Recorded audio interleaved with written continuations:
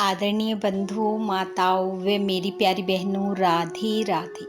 आपका हमारे YouTube channel पर बहुत बहुत स्वागत है।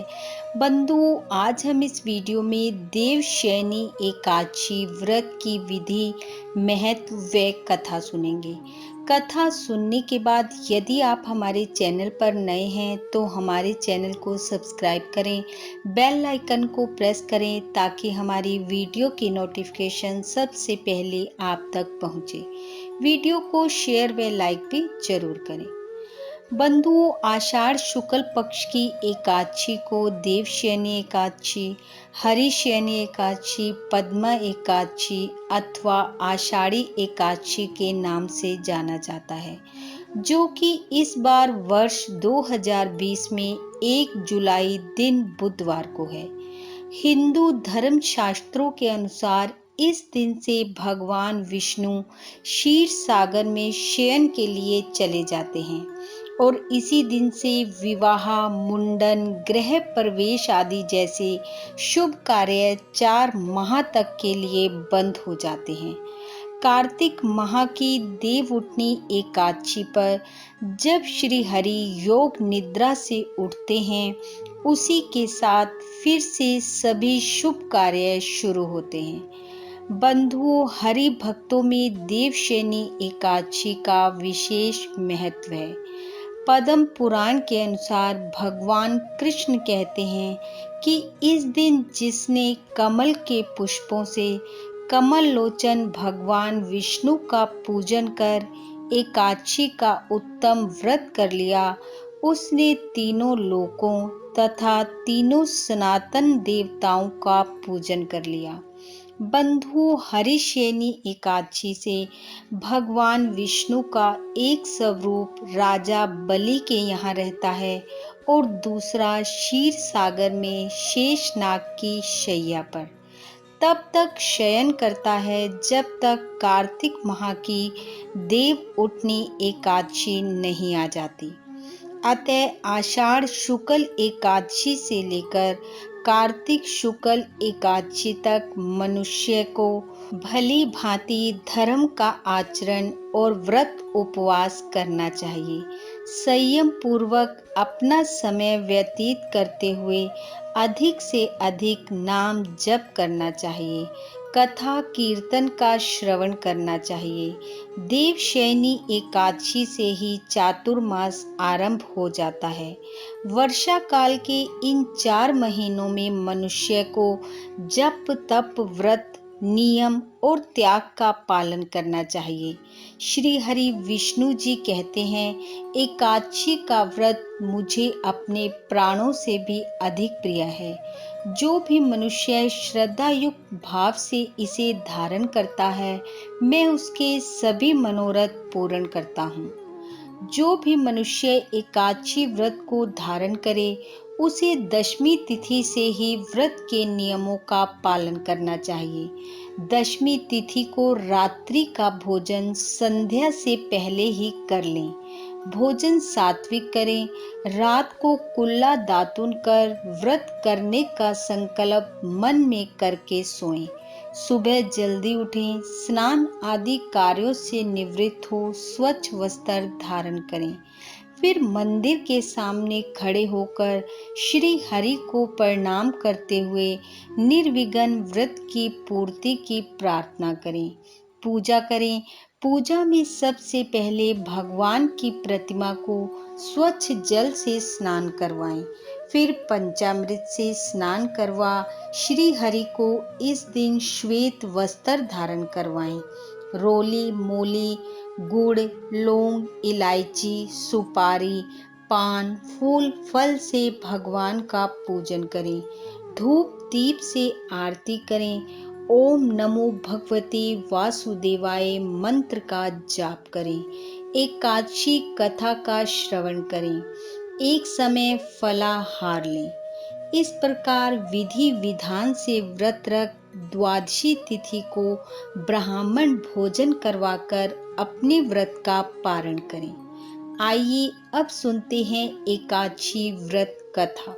युधिष्ठिर बोले, हे केशव, आषाढ़ शुक्ल पक्ष की एकादशी का क्या नाम है? इसका देवता कौन है, यह मुझसे कहिए। श्री कृष्ण जी बोले, हे महिपाल, जिस कथा को ब्रह्मा जी ने नारद जी से कहा है, उस उत्तम व्रत कथा को मैं तुमसे कहता हूँ। आषाढ़ शुक्ल पक्ष की एकादशी का नाम पद्मा एकादशी अथवा देवशयनी एकादशी है। भगवान हरि को प्रसन्न करने के लिए यह उत्तम व्रत करना चाहिए।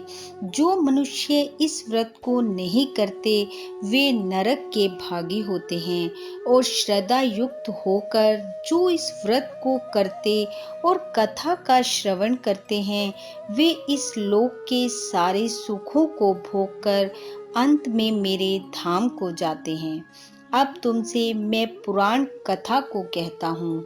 मानधाता नाम का एक सूर्यवंशी राजा था। वह सत्यवादी, महान तपस्वी और चक्रवर्ती था। वह अपनी प्रजा का पालन पोषण अपनी संतान की तरह करता था। उसकी सारी प्रजा धन धान्य से परिपूर्ण थी और सुखपूर्वक जीवन यापन कर रही थी। उसके राज्य में कभी अकाल नहीं पड़ता था, कभी कोई प्राकृतिक आपदा नहीं आती थी। परंतु न जाने क्यों देव उससे रुष्ट हो गए। ना जाने राजा से क्या भूल हो गई कि एक बार उसके राज्य में घोर अकाल पड़ गया और प्रजा अन्न की कमी के कारण अत्यंत दुखी रहने लगी। राज्य में यज्ञ हवन होने बंद हो गए। अकाल से पीड़ित प्रजा एक दिन दुखी होकर राजा के पास जाकर प्रार्थना करने लगी, हे राजन, समस्त संसार की सृष्टि का मुख्य आधार वर्षा है। इसी वर्षा के अभाव में राज्य में अकाल पड़ गया है और अकाल से प्रजा मर रही है। हे राजन, आप कोई ऐसा यत्न कीजिए जिससे हम लोगों का कष्ट दूर हो जाए। यदि शीघ्र ही अकाल से मुक्ति न मिले तो प्रजा को किसी दूसरे राज्य में शरण लेनी पड़ेगी। प्रजाजनों की बात सुनकर राजा ने कहा, आप लोग सत्य कह रहे हैं। वर्षा ना होने के कारण मेरी प्रजा दुखी है। राजा के पापों के कारण ही प्रजा को कष्ट भोगना पड़ता है। आप लोगों का कष्ट दूर करने के लिए मैं उपाय कर रहा हूँ। आप चिंतित न हों, मैं शीघ्र ही कोई मार्ग ढूंढ लूँगा। राजा के वचनों को सुन प्रजाजन चले गए। राजा मानधाता भगवान की पूजा कर कुछ वशिष्ठ व्यक्तियों को साथ लेकर वन की ओर चल दिए। वहां वह ऋषि मुनियों के आश्रम में घूमते घूमते अंत में ब्रह्मा जी के मानस पुत्र अंगिरा ऋषि के आश्रम में पहुंच गए। रथ से उतरकर राजा आश्रम के भीतर गया। अंगिरा ऋषि को प्रणाम किया। ऋषि ने राजा को आशीर्वाद देते हुए पूछा, राजन, यहाँ किस प्रयोजन से आना हुआ, सो कहिए। राजा ने कहा, हे महर्षि, मेरे राज्य में 3 वर्षों से वर्षा नहीं हो रही और वर्षा न होने के कारण अकाल पड़ गया है। प्रजा कष्ट भोग रही है। शास्त्रों में लिखा है कि राजा के पापों के प्रभाव के कारण ही प्रजा को कष्ट मिलता है। मैं धर्म अनुसार राज्य करता हूँ, फिर भी ये अकाल कैसे पड़ गया। मैं आपकी शरण में आया हूँ। कृपया आप मेरी समस्या का निवारण करें, जिससे मेरी प्रजा कष्ट मुक्त हो सके। तब ऋषि ने कहा, हे राजन, इस सतयुग में धर्म के चारों चरण सम्मिलित हैं। यह युग सभी युगों में उत्तम है। इस युग में केवल ब्राह्मण को ही तप करने और वेद पढ़ने का अधिकार है, किंतु आपके राज्य में एक शूद्र तप कर रहा है। इसी दोष के कारण आपके राज्य में वर्षा नहीं हो रही है। यदि आप प्रजा का भला चाहते हैं तो उस शूद्र का वध कर दें। जब तक आप यह नहीं करेंगे, आपका राज्य अकाल से मुक्त मुक्त नहीं हो सकता। यह सुनकर राजा ने कहा, मुनि श्रेष्ठ, मैं किसी निरपराध को नहीं मार सकता, किसी निर्दोष की हत्या मैं कैसे कर सकता हूँ? मेरी आत्मा इसे कभी स्वीकार नहीं करेगी। कृपया आप इसका कोई दूसरा मार्ग बताइए।